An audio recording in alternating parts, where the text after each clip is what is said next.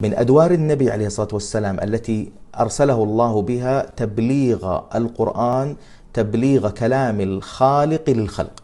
كان من أدواره تبليغ كلام الخالق للخلق، وأن أتلو القرآن. فتلاوة القرآن فيها من البلاغ وفيها من التأثير على القلوب ما الله به عليم، لا سيما إذا كان بقلب صادق خاشع.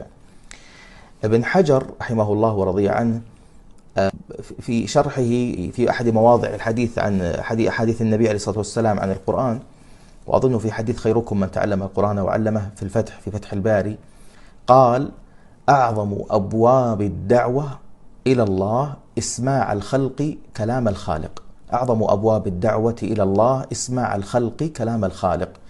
فإذا وفقت لتلاوة القرآن وإسماعه وتدبر آياته وتعليمه، فاعلم أن الله جل وعلا هيأك لأمر عظيم، اصطفاك واختارك من بين الخلق أن يجعل القرآن في صدرك وأن تبلغه للناس، وأن الله جل وعلا جعل فيك شبها من نبيك عليه الصلاة والسلام الذي أدى هذه الرسالة في تبليغ الناس كلام الله جل وعلا.